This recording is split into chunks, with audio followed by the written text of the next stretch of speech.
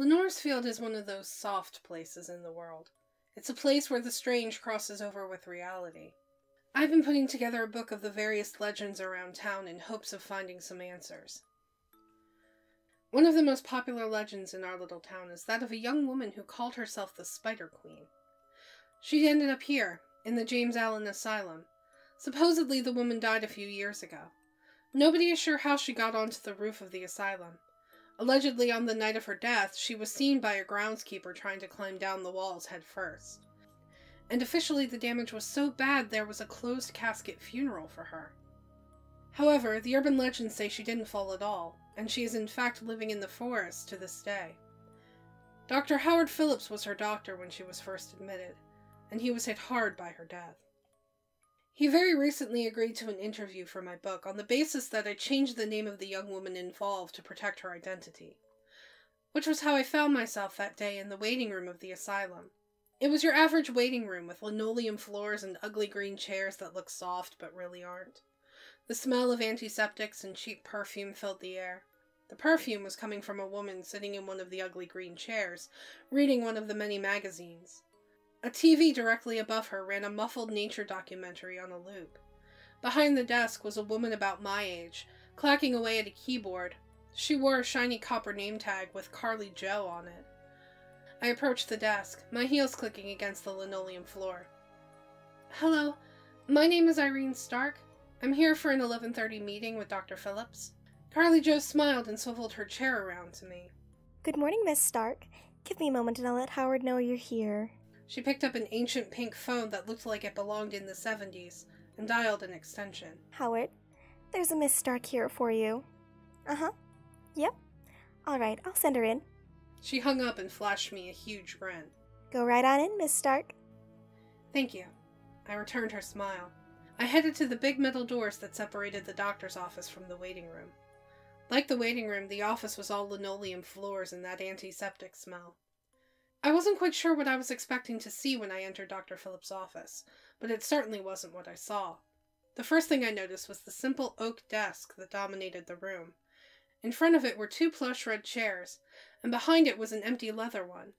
There was a ceramic raven pen holder, a phone that matched the one on Karli Joe's desk, and a large stack of papers. On top of that stack of papers was a black VHS case. The left wall contained a large bookshelf filled with books, and a desk with a terrarium marked Betty II. I could see what looked like a tarantula in the middle of shedding its skin inside the terrarium. The right wall had a similar bookcase filled with black VHS tapes like the one on the desk. In front of it, somebody had wheeled an aging large TV with a VCR built in. At a wide window overlooking the forest stood a man in a sterile white lab coat. His back was to me. I could see he was tall and portly with a shaved head. He must have been at least 80 years old. "Miss Stark, I presume?" He turned to me, a large grin splitting his long gray beard. He had braided his beard so that he looked like a Viking. "Yes, though you can call me Irene. You're Dr. Phillips, right?" "I am, though you can call me Howard. Everybody does." He moved to take a seat behind the desk, the black leather chair squeaking in protest. "Please, have a seat, Irene." I sat down in one of the plush chairs and smiled at him. "All right, Howard. It's a pleasure to meet you in person. What can you tell me of the Spider Queen?" "I hate that name for her. It's so dehumanizing. Is it alright if we call her Mary Jane instead?" "Sure. What can you tell me about Mary Jane? I understand you were her primary psychiatrist when she was admitted, correct?" "Yes, I was. Mary Jane was a troubling case, but not exactly the first of her kind. Have you heard of Emperor Norton the First by chance?" Howard toyed with the VHS case idly. "No, I haven't actually. Who was he?" "I'm not surprised. Norton was a San Francisco businessman, who after taking a substantial hit to his business in 1859, declared himself Emperor of America. He was much loved by the people of San Francisco." "Why does this have to do with Mary Jane?" I furrowed my brow. Howard set the VHS tape down with a soft thud. "I believe that one of her psychoses was a similar delusion. While Norton believed himself the Emperor of America, Mary Jane believed herself to be the incarnation of a spider goddess. Hence the moniker Spider Queen. He leaned back in his chair and swiveled it so he could look out the window and into the forest. But she had moments of lucidity. She wasn't always the Spider Queen. In fact, the video I've invited you here to watch today is the last one of those moments before her death. He sniffled a bit and shook his head. She was a good kid, Irene. Didn't deserve what happened to her. This tape is from 2005, about a week before she left us. Howard grabbed the VHS case and then shuffled over to the TV. It hissed and popped as he turned it on. The screen was a flurry of snow-like white static, which flicked to blue when Howard bent over and turned on the VCR. He then placed the tape inside and made his way back to the desk. The tape began with a young woman, probably about 18 or 19, in a clean white hospital gown sitting at a metal table. Her black hair is cut close to her head, and there were bags under her brilliant green eyes. Across from her is a younger-looking Howard, who had combed his hair to the left in a vain attempt to hide his baldness. On a table in front of him is a clipboard, and the date on the tape is time-stamped 10/31/2005. The young woman drums her fingers on the metal table as she chews her lower lip thoughtfully. So, Mary Jane, what do you remember of your first encounter with Natalia, is it? She paralyzed me with her gaze. I remember that much. I found her in Madame S.'s curio shop, the shop that was one part dingy gift shop, one part psychic parlor. Rows of crystals were packed in neat little display shelves, and I remember seeing amber with various bugs trapped in it. Mosquitoes, scorpions, ants, and most importantly of all, spiders. That's what I was here for. The Black Widow, part of my exposure therapy. On your recommendation, Doctor. Remember when I tried to feed your tarantula Betty? I broke down in tears just holding the mouse in my hand. You said that maybe having a dead spider would help. I remember picking up a bunch of other spiders and setting them down until finally I decided on a ginormous black widow. It was hideous, and I felt that its 8 beady black eyes were staring up at me as though I were the reason it was trapped in amber. There was an annoyed cough behind me, and I remember turning around to Madame S. Are you going to buy that, girlie? Oh, yeah. How much is it?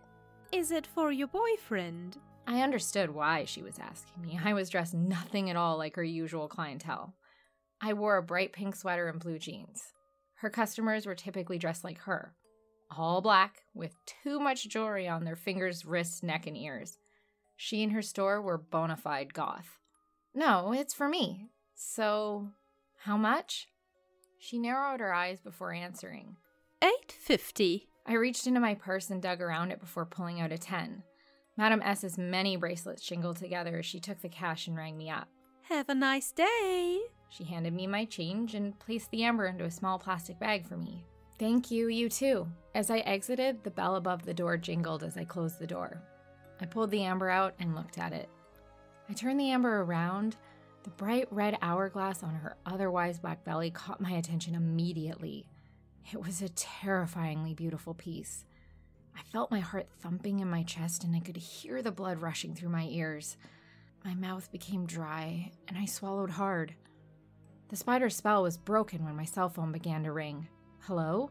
Hey, Mary Jane, it's Brianna. Can you come in this evening? Cody called in sick. I really didn't want to, but I figured it'd get me that much closer to a new car. Sure, I'll be there. What time? 8 o'clock. I'll see you there. Sure, whatever. Bye. I headed to my car and sat in it and examined the amber again. What should I call you? Dr. Phillips calls his tarantula Betty, so I can't call you that. Though you look more like an Natalia to me. I shivered as I thought I saw her fangs clicking together in approval. I was both fascinated and repulsed by this, until the light of a big rig flashed across my eyes, momentarily blinding me and reminding me that I needed to get home. I shoved the amber in my purse and turned on my car. When I arrived home a few minutes later, I was greeted by my dad, who was watching the news on the TV in his favorite navy blue recliner. Hey, Dad, where's Mom? I made my way over to hug him. Hey, Pumpkin. Mom's in the kitchen making dinner. How was your visit with Dr. Phillips? It was great, I replied. I couldn't feed Betty, but he recommended that I pick up a spider from Madame S's shop. Oh, that's interesting. What did you get? I smiled and dug around in my purse before presenting the spider to my dad with a triumph. Aha! Meet Natalia, I said. She's a black widow. Dad took the spider and examined it, explaining, My God, she's huge. Are you going to be okay with that thing in your room at night? I nodded and said, It's dead, so I think it should be fine. Last year at the Halloween store, you broke down crying when your boyfriend dropped a fake spider on you. It looked real. How was I supposed to know it was fake? He chuckled and shook his head. You better go say hi to your mom. I took Natalia back from him and made my way to the kitchen where I could hear my mom humming the Itsy Bitsy Spider as she chopped some carrots. There was also a pot on the stove where the smell of beef stew wafted towards me. Hey, Mom, I kissed her cheek. Hey, kid. How was your day? She carefully scraped the carrots off the cutting board and into the boiling pot. Pretty good. I've got to call Dr. Phillips and let him know something. And then I need to get ready for work. One of my coworkers called in sick. I won't be here for dinner. Is that okay? Sure. She replied with a smile and I hugged her and headed up to my room. My bedroom walls were plastered with various pop artists and boy bands. I sat down at my desk with my ancient PC and then pulled out my cell. Dr. Phillips' office, this is Karli Jo. How can I help you? Hey, Karli Jo, it's me. Mary Jane? Is Dr. Phillips still in? Sure. One moment, please. Karli Jo put me on hold and I hummed along to the cheerful music as I waited. Hello, Mary Jane. Hey, Doc. I just wanted to let you know I got a spider and even named it Natalia. That's wonderful news. Hopefully you'll be feeding Betty in no time at all. I sure hope so. I dug Natalia out of my purse and fiddled around with her. Did you want me to bring her to our next session? Sure. I can't wait to meet her. After that, we said our goodbyes and I got ready for work. I promptly forgot about Natalia until I went to bed. I remember picking her up and shivering with revulsion. I saw her legs begin to twitch a little, and I dropped the amber in a panic. After I convinced myself I was just seeing things, I picked up the amber and put it away on my nightstand. I was determined not to let my imagination run wild. Unfortunately, however, my dreams had a different plan. I dreamed that I was lying down flat on my back. I was cold and naked, looking up at the writhing darkness above my head. I slowly realized that I was looking at millions of black widows. There was a faint scuttling noise that rose in tempo as they scurried back and forth on the roof. I let out a soft whimper when one fell off the roof and bounced off my forehead. It crawled across my eye and I bit my lip hard to stop myself from screaming in terror. Soon, another fell on me, and then another, and still more. I couldn't take it anymore and I began to cry. I had to resist the urge to wipe them off me, for I knew that if I moved, they would bite me, and it would be all over. My body was covered in spiders with thousands upon thousands of their hairy legs tickling me as they crawled over each other. Suddenly, they all stopped. They moved as one and lined up on either side of my body. I heard what sounded like a whispered chant, but I just couldn't make out the words. I watched the monstrous form of Natalia descend from the now still massive spiders on the roof. As she landed gently on my exposed belly, the chanting grew louder and faster. I could see that her entire body was covered in a wet, sticky amber fluid. As Natalia's disgusting legs scurried up my torso and across my neck, the chanting grew more intense. I found myself unable to look away. Her eyes dominated my gaze as though I was hypnotized by her. I could hear her fangs clicking against one another in anticipation. Click, click, click. Just like that. She reached my chin and I watched as her repulsive fangs dribbled some of that sticky amber fluid onto my lips. It burned, but tasted so sweet. She lowered her fangs towards my lips and then I woke up. I was cold and shivering. My blanket and bed were soaked with sweat. I felt a weight on my chest and let out a scream. Natalia had somehow ended up on my chest. I threw her off me and onto the floor. My parents rushed in and flicked on the light. She reached my chin and I watched as her repulsive fangs dribbled some of that sticky amber fluid onto my lips. It burned, but tasted so sweet. She lowered her fangs towards my lips, and then I woke up. I was cold and shivering. My blanket and bed were soaked with sweat. I felt a weight on my chest and let out a scream. Natalia had somehow ended up on my chest. I threw her off me and onto the floor. My parents rushed in and flicked on the light. Are you all right, Mary Jane? Yeah, I'm fine. Just a bad dream. Do you want to talk about it, sweetheart? My dad rubbed my back. No, thank you. I'm okay now, honestly. It was just a bad dream. All right. If you need anything. My mom gestured vaguely down the hall towards their room. I'll let you know. I am a big girl now, though, so I think I'll be fine. Good night, Mom, Dad. My dad gave a huge grin and winked at me. All right, kiddo, I get it. You're too big to sleep in bed with your folks. Good night. I made a face at my dad and threw my pillow at him. He ducked behind the door frame with a chuckle and walked away with my mom. I settled back in for the night and had a dreamless sleep. I should have told you about the dream, or even just my parents. Maybe that would have helped. Maybe not. Doesn't matter anymore. I remember putting her away, and I didn't have any nightmares. And by next Friday, I felt comfortable enough to have her out again. Everything went smoothly that day, but I dreamed that night of the spiders and their weird ritual again. I didn't wake up this time, though, Doc. I could feel the wet stickiness of their amber fluid dripping from her fangs. And I wanted more. It was sweeter than honey. Suddenly I saw Mary Jane shudder and gasp as she gripped her right arm with her left. She then slapped her leg, trying to focus. Are you okay, Mary Jane? She looked up at him, and I could clearly see that there were tears welling up in Mary Jane's eyes. Yeah, I'm okay. I can feel myself slipping. She's coming back again.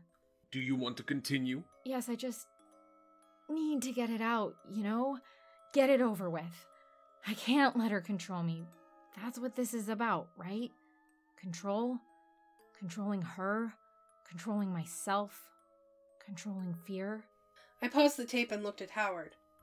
Who is she referring to? Remember when I said she has moments of lucidity?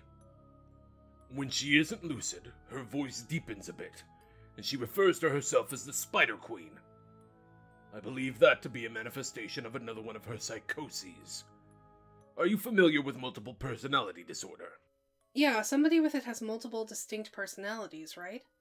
Dr. Phillips nodded and looked out the window at the forest again. Essentially, yes. I believe Mary Jane developed the Spider Queen persona to cope with her nightmares. He gestured for me to press play. Keep watching, you'll see what I mean. So I pressed play and watched the young woman on the screen continue her story. She shuddered and gagged again. And I wanted her to kiss me, Doc. And she did. She lowered those slimy, disgusting fangs to my lips and kissed me. She barely grazed her fangs across my lips, and then I woke up again. Natalia on my chest, my cold, sweaty hands cupping her amber prison, my lips poised to kiss it. I shrieked and pulled my arm back as if to throw her. But then I looked at her again, and I felt myself calming down immediately. I thought again, maybe I should call you, Doc, but I decided not to. After all, they were just dreams, and a little bit of harmless sleepwalking. They couldn't hurt me. Could they? Besides, it was a Saturday, and I had to go to work soon, so I got ready. As I began to prepare breakfast, I began to hum along to the tune of the spiders, though I didn't realize it at the time. I remember opening each cabinet and clicking my tongue in dissatisfaction when I closed it. Nothing looked appetizing that morning, but I knew I had to eat, so I got dressed in my work uniform and headed to Friar Joe's to see if I could bring myself to eat something off their greasy fast food menu. You know how it is there. Cheap coffee and even cheaper burgers. Just what the doctor ordered, eh? When I entered, my ears were assaulted by the ringing of the bell above the door, the small talk of the patrons, and the sizzling of the fryers and grills behind the counter. One sound stood out from it all, though, the incessant buzzing of a housefly. It buzzed around the lobby, distracting me every time it got too close. There was a rather bored-looking cashier calling out an order. A man in a gray business suit grabbed the order and walked out.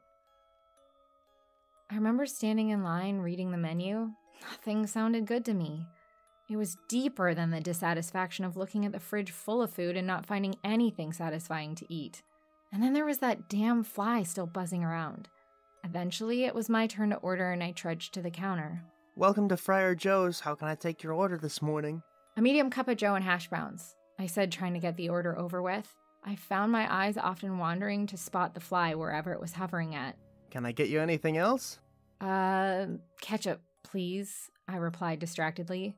All right, your total is $3.43. If the cashier noticed my wandering attention, he chose not to comment. Thanks. I pulled a crumpled $5 bill from my purse and handed it over to him. You're welcome. Your number is 37. The cash register dinged. He handed me the change and slammed the drawer shut. I sat down at a table and waited for my order to be called. The fly whizzed past me one final time, and without thinking, my hand reached out and caught the pest and began to bring it to my mouth. I stopped myself mere inches from my lips and gagged. I hurried to the bathroom to scrub my hands and prayed nobody saw what just happened. I came out just in time to pick up my order and made a hasty exit. A little while later, I arrived at Van Buren's. When I entered, I was again assaulted by the noise inside. We had all the traditional pets one would expect in a pet store, like cats, dogs, birds, lizards, fish, and yes, spiders. But what made Van Buren's special were the ravens the owner, George Van Buren, and his family personally raised. It was a family tradition that extended way back to their great ancestor, Xavier Van Buren. You know, the guy whose mansion burned down in the 1600s. I clocked in and everything went smoothly for my shift. That is, until just before lunchtime. Brianna, my manager, approached me. Hey, Mary Jane? I need you to clean the mice cages. Sure, no problem. Let me just grab the temporary cages. I loved the mice, Doc. I thought they were the cutest thing ever and would often look for any excuse to cuddle one. I remember taking them out, putting them in their temporary cage, and cleaning their regular cage. It was in the process of putting them back that she took over. I don't know what happened. A kid screamed, and the next thing I know, Brianna was shaking me. Jesus, Mary Jane, are you okay? What? Oh God, what is all over my hands? I looked down at my hands in confusion and saw the regurgitated remains of my hash brown and coffee. The mouse's fur was matted and it was squealing in terror trying to escape. If you weren't feeling that well, you shouldn't have come in. Here, give me the mouse, I'll finish here, and you can go get cleaned up. Then go straight home, okay? Brianna held her hand out for the mouse. I gave it to her and headed to the bathroom to clean up, trying desperately to remember what had happened. Near as I can tell, when she took over, she made me throw up all over the poor creature. Once I was cleaned up, I headed to my car and shakily called your office, Doc. Dr. Phillips' office. This is Karli Joe. How can I help you? Karli Joe, it's me, Mary Jane. I need to speak with Dr. Phillips as soon as possible. I don't know if it was the tone of my voice or if you were already free, Doc, but I didn't have to wait long. You answered immediately after Karli Joe put me on hold. What's wrong, Mary Jane? I quickly told you what had just happened. How fast can you get here? Give me 10 minutes. On the drive there, I remember thinking, I just want to curl up in my web and hide. My web, Doc. My web. Like I was some kind of spider. Christ, why would I think something like that? I'm sorry, I'm just really disturbed by this still, even today. I don't know what I was expecting you to say, but I was hoping you could explain it. Like it was some sort of Freudian slip or something. Comfort me, too. When I arrived, I walked past Karli Joe's desk, barely holding myself together as I opened the door to your office. As soon as the door closed, the fragile glue that was holding me together broke, and I began sobbing. You came over to me, Doc, and comforted me. Once I finished crying, I explained everything that had happened since that morning. And you think Natalia is the cause of all this? Well, yes, I think. I don't know, Doc. It all started when I bought her, but I don't know. Maybe it's just stress, school, work, and I'm practically sleeping with something that I'm absolutely terrified by. In your dreams, would you say the spiders worship you? I thought about it for a moment. Yeah, it definitely seems that way. Then maybe your dreams are just a projection of your ideal self. Somebody not afraid of spiders, and in fact in control of them. I swallowed hard and looked up at you. Yeah, that makes sense, I suppose. You even said it yourself. You're under a lot of stress. My suggestion is to take a few days off work and relax. Do you have Natalia with you now? No, I left her at home. I can go get her if you want. No need. Our next official session is tomorrow, isn't it? Bring her then, please. Okay. All right. I'll see you then. Drive safely, Mary Jane. I felt better about myself when I left. When I got home, I called Brianna and told her I wasn't going to be able to make it in for the next few days. She understood and told me to feel better. I took a nap after that, and I dreamed. The spiders chanted in a circle, and Natalia descended from the roof. But this time, tied to her was a silver circlet fashioned to look like a web. In the center of the web was a large circle of viscous amber fluid. I took the circlet and slipped it onto my head. Natalia crawled up my face and into the middle of the liquid. It began to harden around her, forming a shape not unlike her amber in the waking world. The spiders began to call out, "All hail the Spider Queen!" And I raised my arms. I woke up after that, kissing Natalia's amber prison. I screamed and threw the amber hard against the wall. A wave of dread washed over me when I heard it crack against the wall.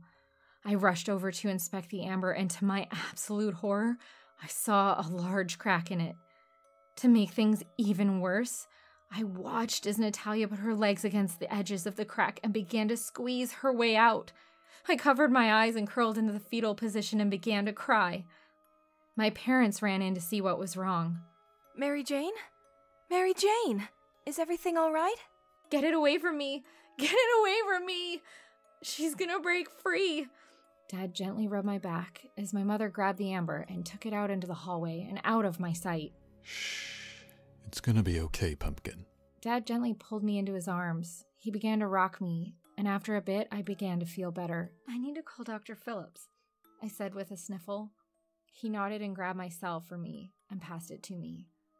I dialed your number, and again Karli Jo answered. She transferred me immediately to you. I remember explaining what happened, and then you asked me one question. Is Natalia in the room with you now? No, I had my mom take her away. Can you do something for me?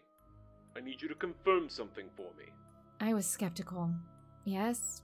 What is it? I want you to check and see if the amber really is broken.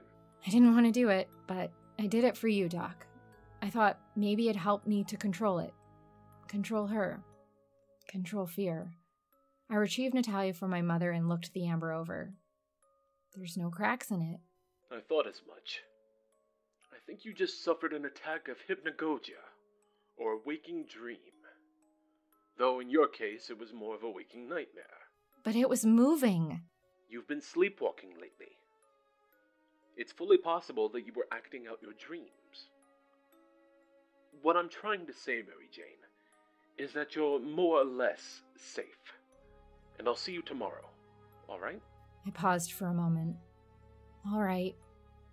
I wasn't sure anymore, but I decided to trust in you. If you say so, I'll see you tomorrow. If you say so, I'll see you tomorrow. We hung up. Everything okay, champ? Yeah, I'm fine.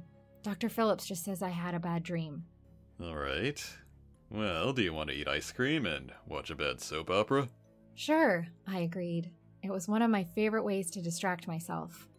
I hid Natalia in my dresser under some of my clothes and once again forgot all about her. Until the next morning. I woke up feeling absolutely awful. The sun was too bright, and I didn't want to leave my bed. I remember thinking I should call Dr. Phillips, but I never did. You called me after I missed the appointment, but I ignored it. I became a recluse, missing work and school. I stopped leaving my room except at night, when the sun was down and it was dark. I began rejecting normal food and eating instead insects and small rodents whenever I could. I often found myself waking up huddled in a corner. I turned my nightstand into an altar to Natalia. and knelt at it often, worshipping her, praising her, and sometimes talking to her. Then she started talking back, and her voice was divine. I remember that night clear as the day it happened, Doc.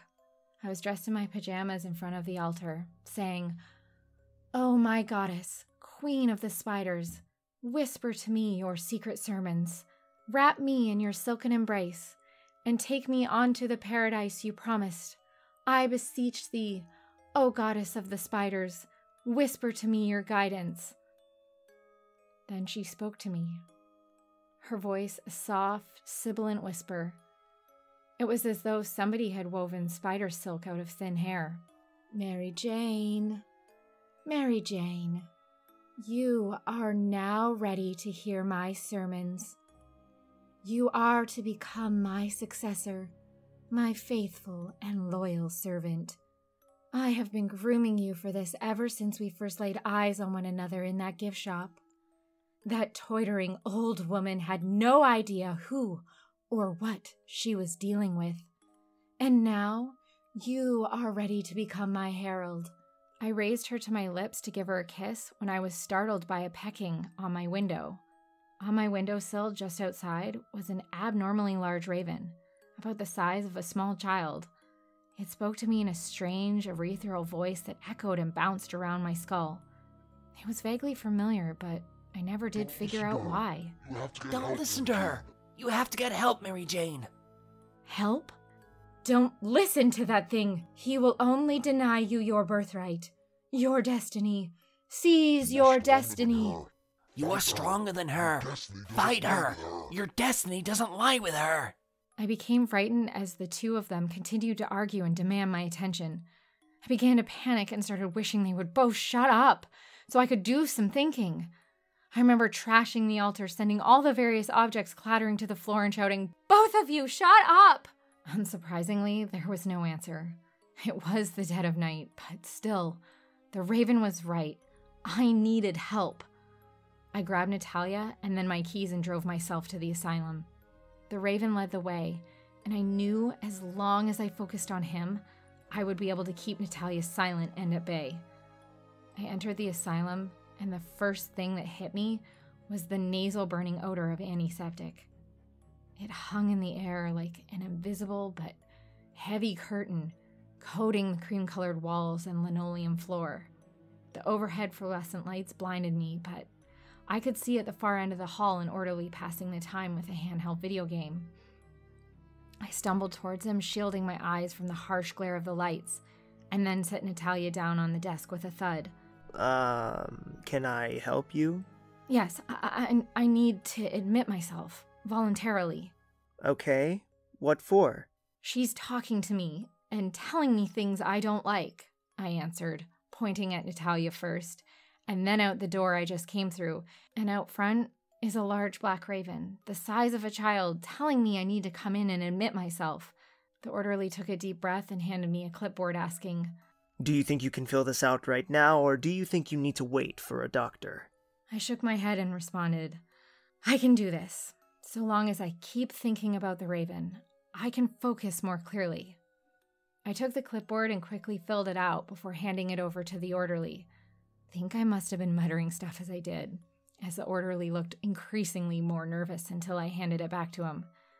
There wasn't a doctor available to do a physical, but that was okay. I needed to be safe, and most importantly, not alone. I watched as the woman on the tape began to struggle to talk. Are you all right, Mary Jane? Yeah, I'm fine. Her body began to convulse and twitch. Yeah, I'm fine. She's just trying to take over again. I'm trying to fight her off, but... She cut herself off with one more violent twitch and then slammed both of her palms on the table. I am the Spider Queen. She launched herself at the Howard on the screen. I watched as he jumped back and orderlies rushed in, grabbing the flailing woman and dragging her out of the room. The tape ended there. Whoa. I looked at Howard. The older man nodded. Yeah. When Mary Jane died, I was given Natalia. I have her right in my desk. Nothing strange has ever happened to me, but I did some digging into the history of the town and discovered something interesting.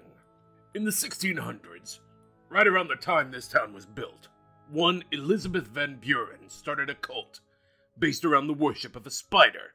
She and her followers were burned at the stake when it was discovered.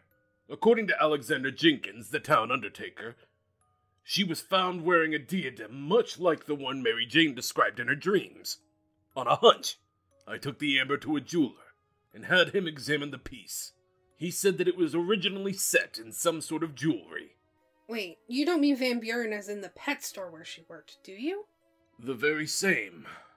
I traced the current Van Buren's family line all the way back, and found out that Elizabeth was a distant cousin of theirs.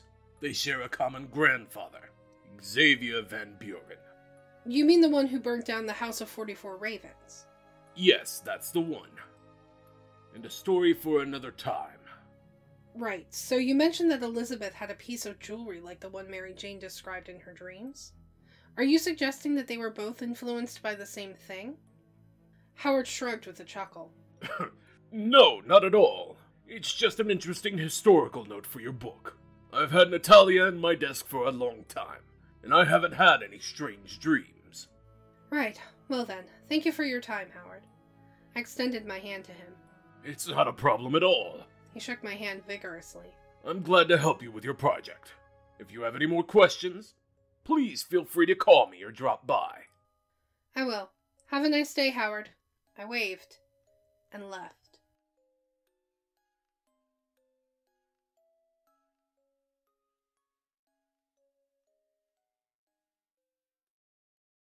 She ended up here, in the James Allen Asylum. She fell 6 stories to her death, and officially, I'm not surprised. Surprised. I'm not surprised at all. Well, I'm not surprised. But I am Batman. Come on, find it. Howard grabbed the Thank you, you too. Thank you, you too. I don't know if you can hear the dog barking next door. Oh my god, Dusty, shut up. Hey, Mary Jane, I need you to come and... I smiled and dug around in my purse before presenting the spider to my dad with a triumphant... I smiled and dug around my purse before presenting the spider to my dad with a Oh my god, why can't I talk right now? I smiled and dug around my purse before presenting the spider to my dad with a triumphant aha.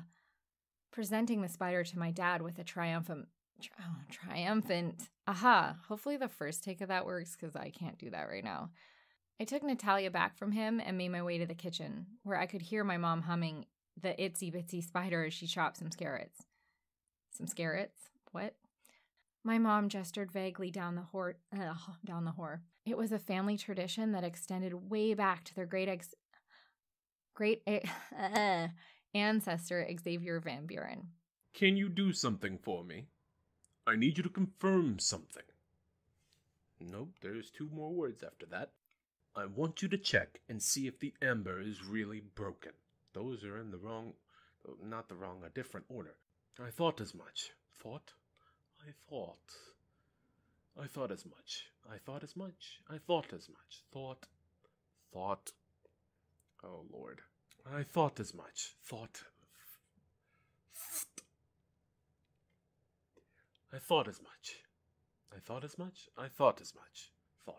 Alright, well, do you want to watch ice cream and eat a bad soap opera? How often have I asked myself the same question? Hey guys, do you like our content? Do you want to support the show? Click the link in the description below to visit our donation page. All proceeds go towards new and better equipment and games you want to see us play. Everyone who donates will get a special shout out at the end of future videos, and we're currently working on setting up some special perks for you. If you don't want to donate, that's okay too. You can support us by subscribing and clicking that bell icon so you get notified whenever we put out a new video. Thank you so much for checking out today's story.